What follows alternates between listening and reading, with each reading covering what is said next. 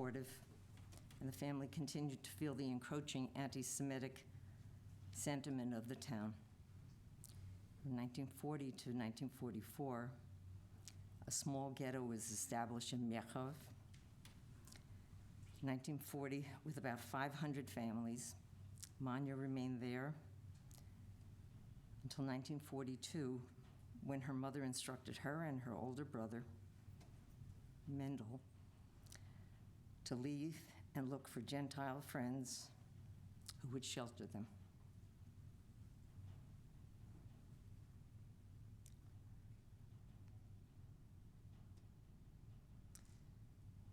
Unable to go into hiding, Manya and Mendel relocated to a larger Krakow ghetto, and Manya voluntarily took work in the laundry department of a Plaszow concentration camp, as she had been told that Mendel had already worked there, but he was already dead. But later, she became a full inmate. She was an inmate at Plaszow, which is the camp where Schindler's List was filmed.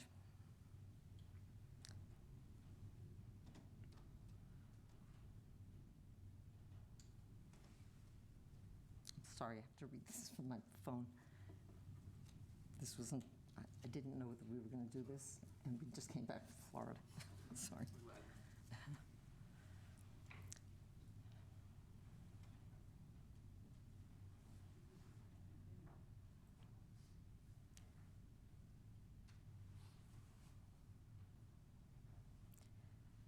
She was sent out of the camp frequently to work at outside locations. In 1944, with the Russian front fast approaching, Manya was one of the lucky 1,000 to 2,000 Plaszow prisoners that were transferred to a small munitions factory when the camp was liquidated. Prisoners not in that small group were either on Schindler's List, gassed, or sent to Germany, where the Holocaust continued for an extra 5 months. In 1945, Manya was liberated from Częstochowa munitions factory, and after returning briefly to Mechov, went to a displaced persons camp where I was born. A displaced persons camp in Germany, where she married. Her older sister was engaged to my father, and she died, and they found each other after the war, and they married. Her name was Ethel. And after I was born, my mother, now Manya Warshaw, shortened her name to Warshaw. She moved to New York, and their son David, my brother, was born, and she was very, very proud of her children and her grandchildren and her in-law children as well. They were the focus of her life.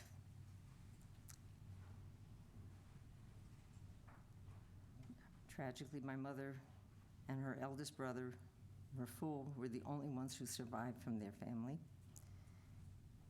And my father was one of 6, and everyone in his family died also, except his brother, who survived and did not have a family. He lived with us. He was a bachelor, and I only had this one uncle who, my mother's brother, who survived, and he lived in Canada, and he only had one child. So I only had one great-grandchild, not great-grandchild, only had one first cousin of all these people. Everyone else died, their children died, and so there are very few of us that were left to remember these people. And so my parents came to, they moved to New York. They had cousins who sponsored them after the war, And so we moved to Coney Island, and then my father was a baker, and my mother was a seamstress, and they both worked very hard. And the money that they saved, they bought a chicken farm in New Jersey. So I'm a chicken farmer's daughter. And my father always said, chickens don't know Yiddish from English or whatever language, so he felt comfortable in a business where he didn't have to speak English. Managed to do okay. But the entire Monarska family and Warshawski family have perished.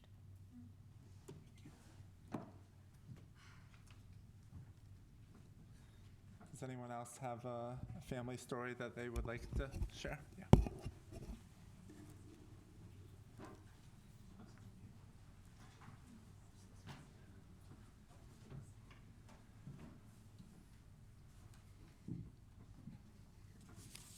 So my grandmother was the only one from her family to survive the Holocaust. She lost her mother, her father, her younger sister, and her 3 younger brothers. And, she lived to be 75 years old, but never once did she ever talk about what happened. They lived in a small town in Disna, which is in an area which was then Poland, but is now part of Belarus. And in World War I, it was occupied by the Germans, but the Germans actually didn't treat the people of Disna poorly. It was about a town of 6,000. The majority was Jewish, and it was a bustling town. And then in the Non-Aggression Pact, it went to Russia, and the Russians came in. This was, again, before World War II, and the Russians did not treat the citizens of Disna kindly.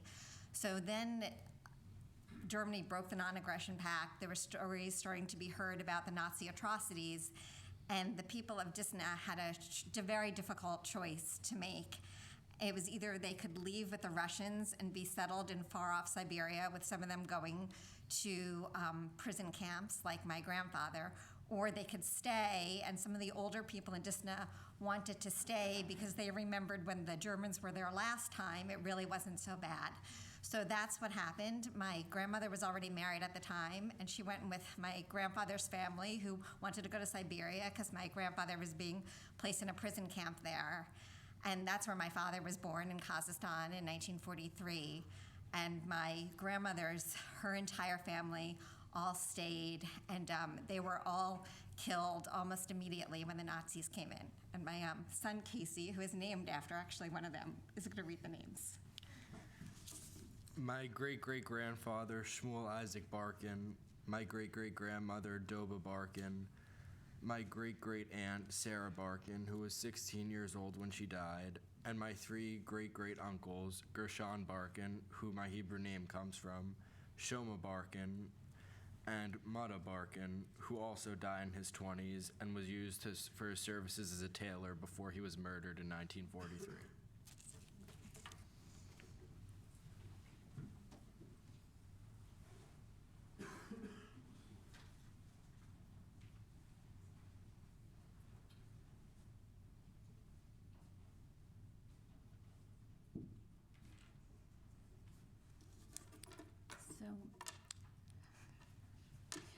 My family is from a small village in Czechoslovakia called Polinia, and it was in the Carpathian Mountains. They were loggers by trade, and because of the mountain ranges in the area, there were many spas, and not the kind of spas that we have today, but mineral water baths and spas where people from all over would come for health reasons. On this exact day, April 18th in 1944, the Hungarians surrounded the village that my parents were living in and took them all to the Munkacs ghetto. Once they got there, my grandfather was a very proud man, and he had a long beard. They were very religious, very Orthodox, and they immediately cut off his beard. And he became depressed, and he wouldn't eat, and he died about a week later. So he died in the ghetto before they ever got to the camp. Then they took everyone else to the concentration camps. My mother went from camp to camp to camp for the next 18 years. My father was in a prisoner of war camp that whole time. They were married before the war, and they were separated during that whole time. I'd like to mention the names of my grandparents and honor them for everything that they went through, and acknowledge that I and my children would not be here without them. My mother's parents, Victor Hirsch Jacobs, Susa Reisel Jacobs, who I am named after, Sora Gottesman, and Shulam Gottesman are my father's parents, and Devorah Stern and Mendel Chaim Stern are my stepfather's parents. As I said, my parents were married before the war. They were fortunate enough to find each other afterwards, and they found their way to a DP camp in Germany, in Wasserburg, and that's where I was born. I was the first baby born after the war in the DP camp in Wasserburg. When we came here, I mentioned that I was named after my grandmother, Susa Reisel, but when we came over here from Europe, we came through Ellis Island, and one of my cousins came to pick us up, and my name literally was Susan Irene. And he said, every girl in America is named Susan. You're going to switch it, and you're going to be Irene Susan. So that's how I ended up who I am. But my parents had a wonderful life here. They endured a lot to get here. They worked hard to have what they had, and I just love them to pieces. I wish they were still here. Thank you.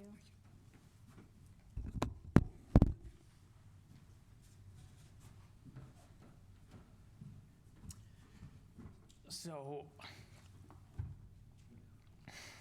I'll try not to cry.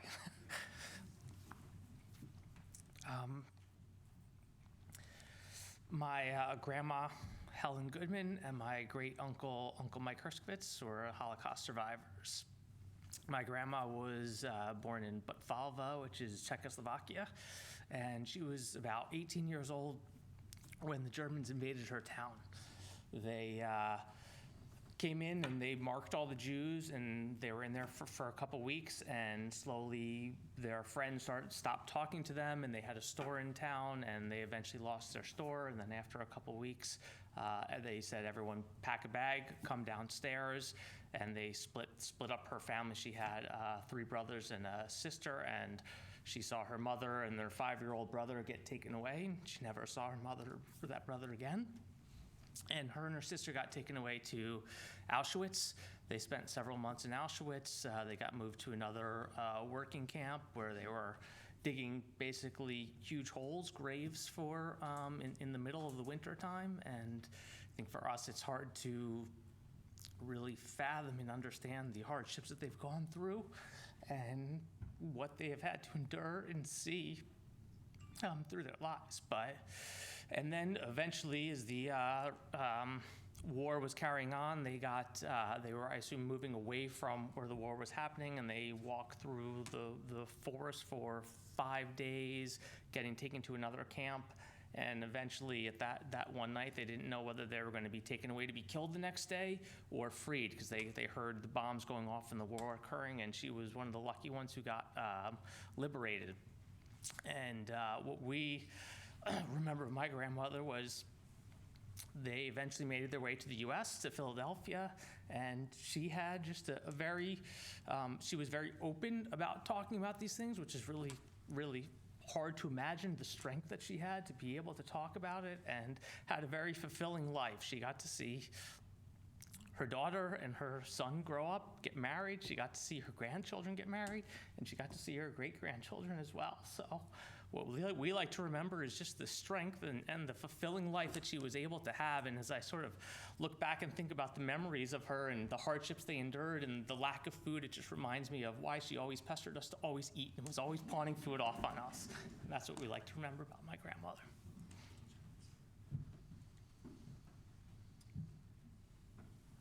Each of them have a name. We remember them. Thank you for sharing their memories. We write a Torah in their honor. We dedicate Parsha to them as well.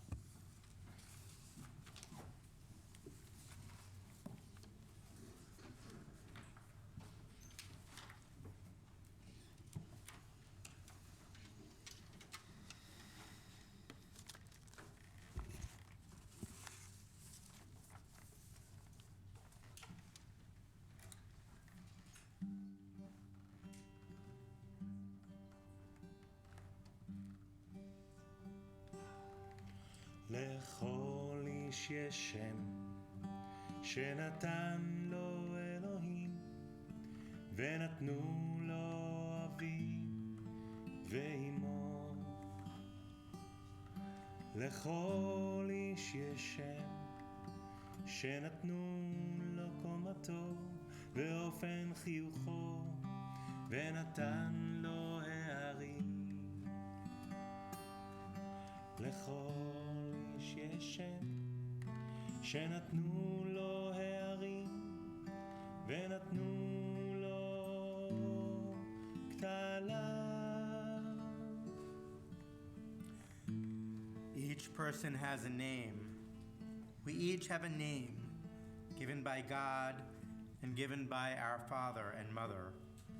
We each have a name given by our stature and smile and given by our attire. We each have a name given by the hills and given by the walls. לכל איש יש שם שנתנו לו המזלות ונתנו לו שכינה. לכל איש יש שם, לכל איש יש שם, לכל איש יש שם שנתנו לו חטא ונתנה לו כמיהתו. לכל איש יש שם שנתנו לו שונאיו ונתנה לו אהבתו.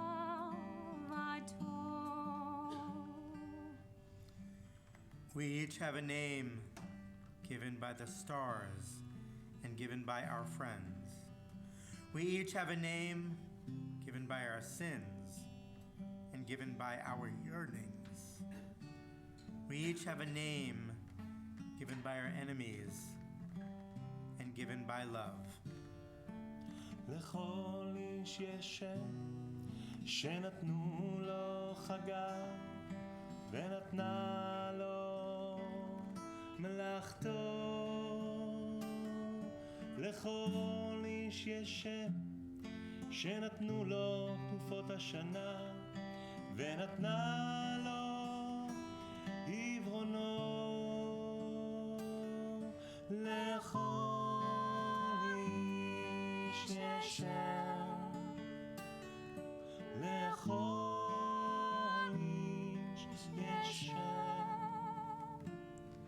לכל איש יש שם שנתן לו אלוהים ונתנו לו אביו ואמו. לכל איש יש שם שנתן לו היום ונתן לו מותו.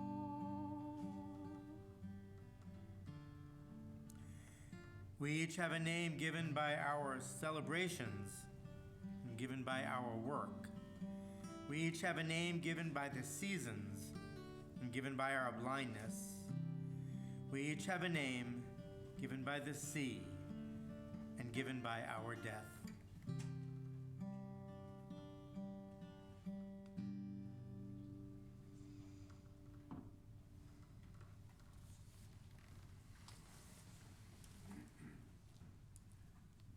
We transition from remembering of names to the marking of artifacts. It's my honor to invite up Lori to share some words about these adornments.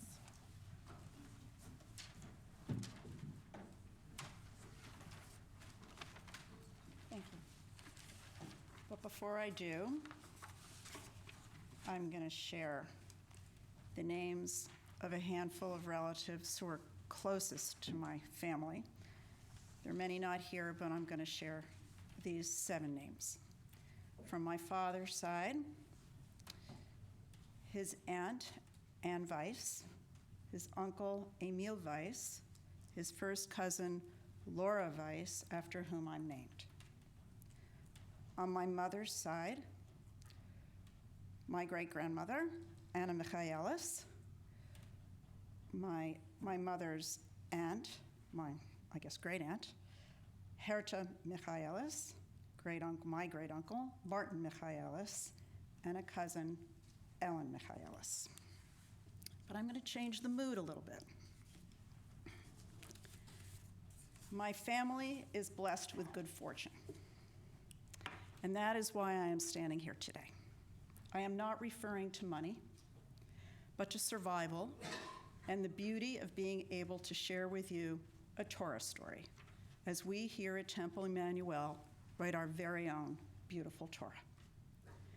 It was December 1935, and my mother's father, a small-town doctor in East Prussia in Germany, Dr. Ludwig Michaelis, boarded a ship to come to America alone once it was clear that the decree stated that no one could any longer go to Jewish doctors. As my grandfather was boarding the ship, he was asked if he wanted to check his package that was over his shoulder. When he declined, the porter stated that he understood if the gentleman did not want to check his weapon. After all, it was the family Torah, dating back to 1828. My grandfather told my mom later that the Torah is indeed the Jewish people's weapon. The silver before you today is from that Torah. The Torah shield dated 1767 from a German artist, Joachim Huberer, and the crown from prior to 1820 by another German artisan, Johann Wilhelm Borke. Also on the table is a yod of ours from 1820s Berlin. I am thrilled to say that the Torah, which passed from my grandfather, who did not see the end of the war, he died in February of 1945. My mom arrived in 1936. She was an only child. So the Torah went to her. Then, after she passed away, it went to my brother, now sadly deceased, and is now in the hands of my nephew, Gary Goldsmith. Gary is now a member of the Woodlands Community Temple in White Plains, where the rabbi, Mary Young, née Judd, who grew up in this synagogue, and I have known since she was 3 years old, is going to accept this Torah into her beautiful synagogue at a special service this Friday night. But that's not the end of our story of good fortune. It was Kristallnacht, 1938, in my father's hometown of Eschwege, Germany. Mr. Frankel, who I like to refer to as the synagogue's Mike Kenny, grabbed 6 Torahs and hid them under his bed. In January of 1939, as my father was leaving Germany alone, as a 17-year-old to luckily come to America, he asked his father about the Torah. He rode his bike to get it. Mr. Frankel told him not without permission from the religious services chair. Figured I was one of those once upon a time here. That man, Mr. Lowenstein, said no. My father pedaled back. Mr. Frankel asked him if he had spoken to Mr. Lowenstein, and my father said yes, but he never told him what Mr. Lowenstein said. He was handed this very large and heavy Torah. That Torah is really big, which my father held on his bike and raced home to close it in a box and bring to America. My children read from that Torah in this very synagogue at their respective bat and bar mitzvahs, along with the yod that sits right there. It also dates from the early 1800s and now sits in my brother's synagogue in Annapolis, Maryland. Very few Jews from Eschwege survived, and no other Torahs. So as we commemorate so many who lost their lives, every one of you here, listening to each one of you is really amazing. And so many of my own family, we rejoice in the savings of some of these precious scrolls and artifacts as we write our own Torah for generations to come to read from and to learn from here at Temple Emanu-El. Please come and look and touch these treasured silver pieces before I take them home. And Rabbi Prosnit, thank you for allowing me to share these hopeful stories.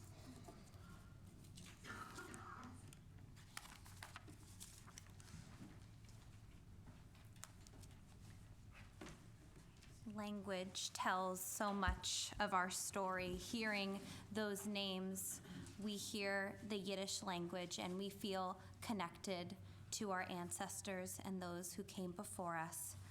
Rosenkiss mit Mandlin, a lullaby which has become a folk melody by the founder and the golden age of Yiddish folk music, Avraham Goldfaden. Rosenkiss mit Mandlin, a lullaby.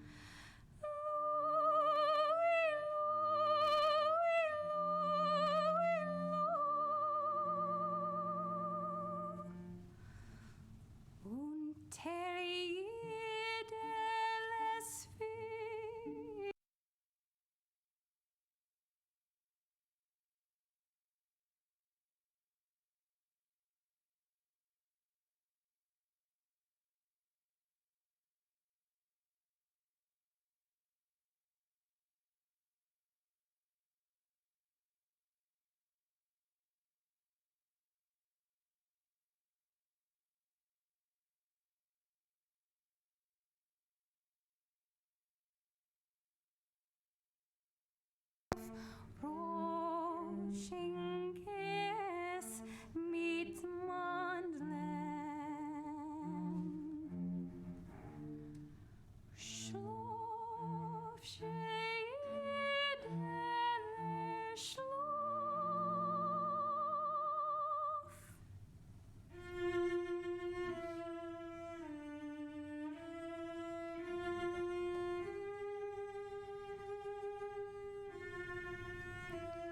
Schlaf, schicket mein Schlaf.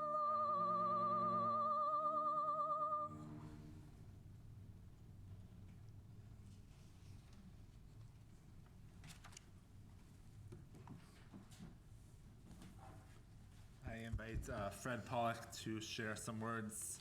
Our Yom HaShoah observance has been helped planned by Lori and Fred and Carrie, and I thank you for helping us mark this moment today. Before I offer my prepared remarks, Sylvia, Irene, I think we have something in common that is unique. We are among the first Jews born to survivors in Europe following the war.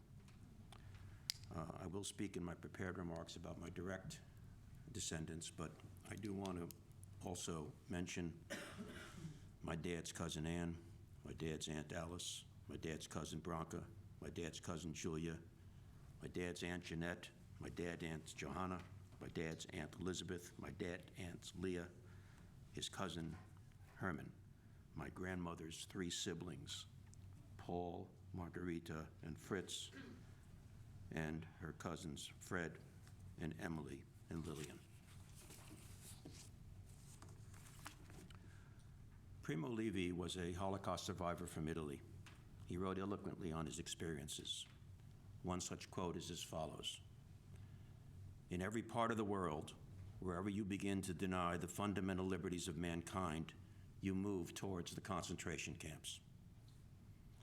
The president of the German Federal Republic from 1984 to 1994, in speaking of the Holocaust, said, "Anyone who closes his eyes to the past is blind to the present.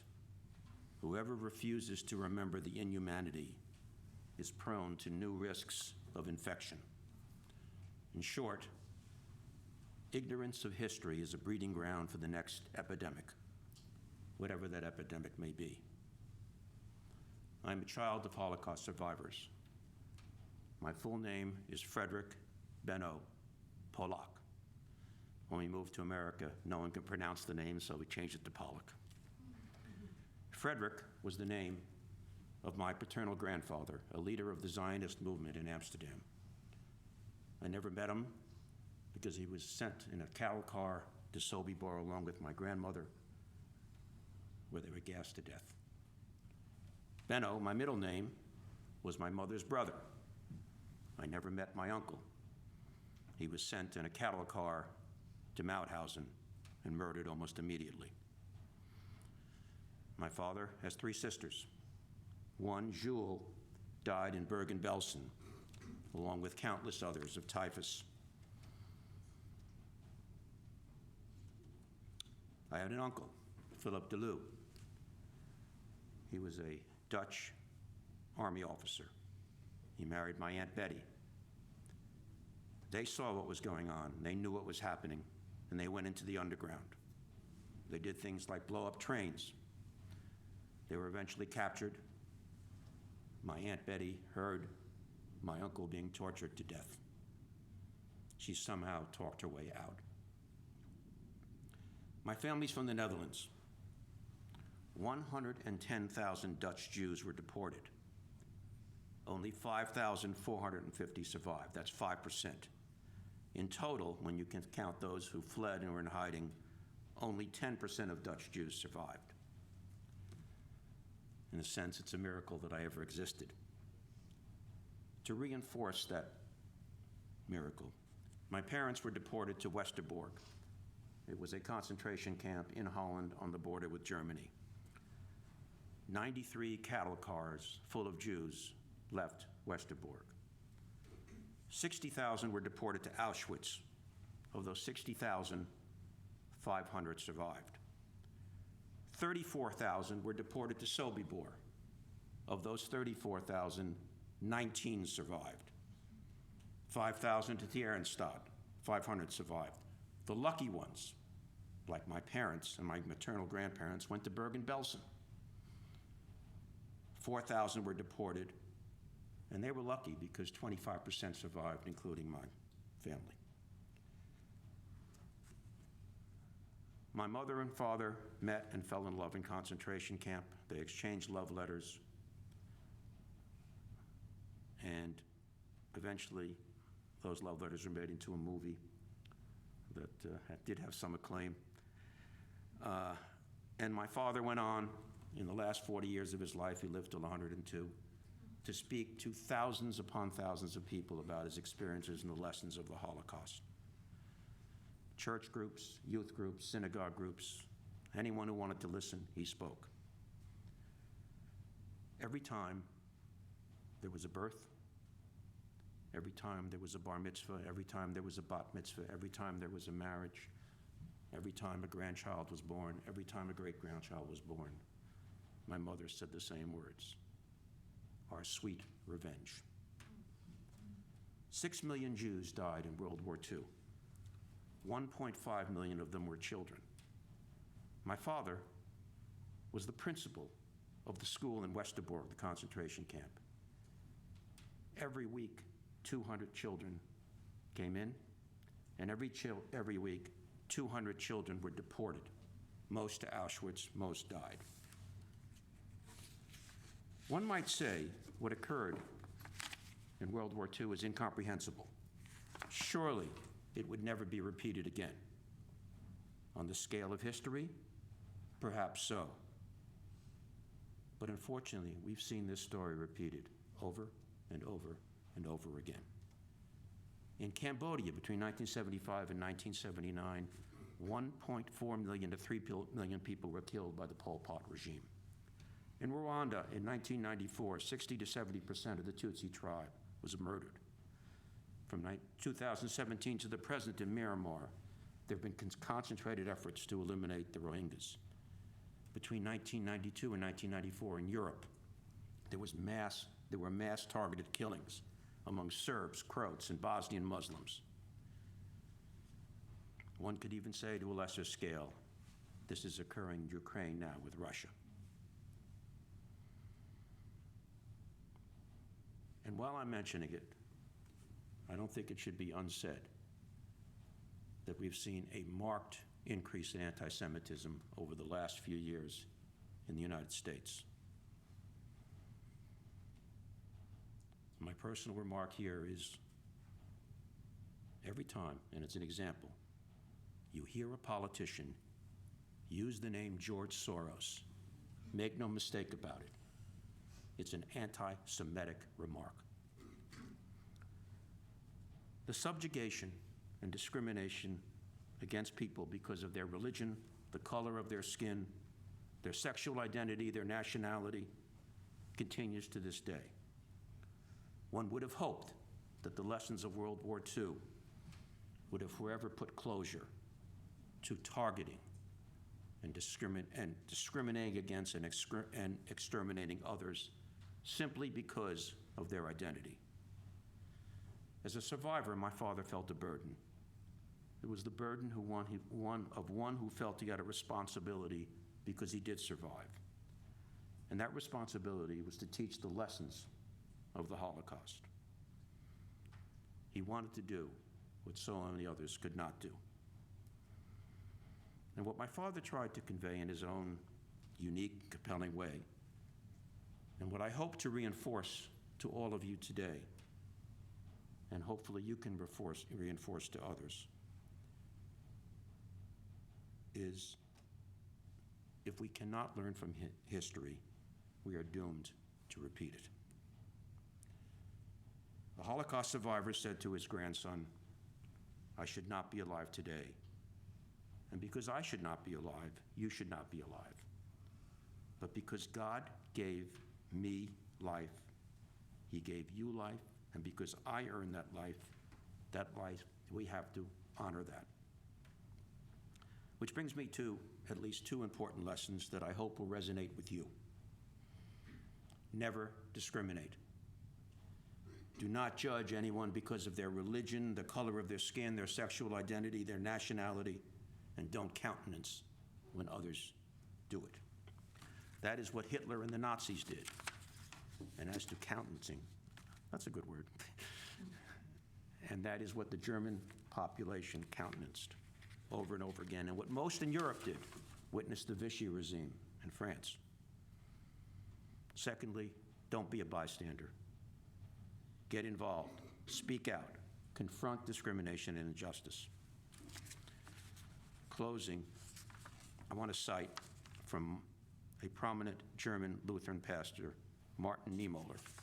After the war, he said the following: "First they came for the socialists, and I did not speak out, because I was not a socialist. Then they came for the trade unionists, and I did not speak out, because I was not a trade unionist. Then they came for the Jews, and I did not speak out, because I was not a Jew. Then they came for me, and there was no one left to speak for me." Rabbi, thank you for letting me speak.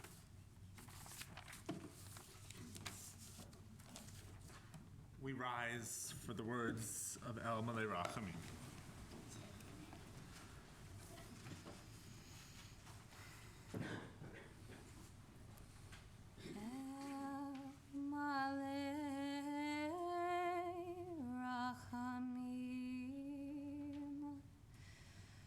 Shochein Bomer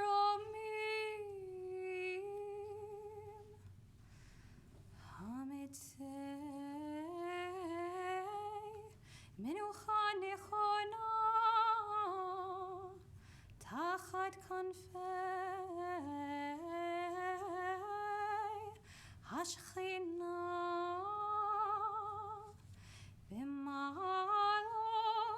קדושים וטהורים כזוהר חרקייה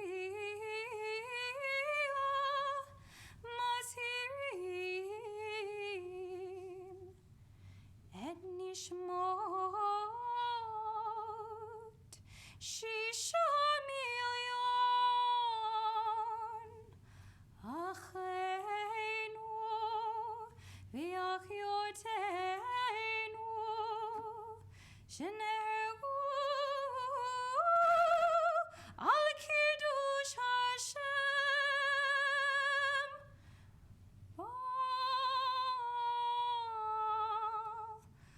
הרחמים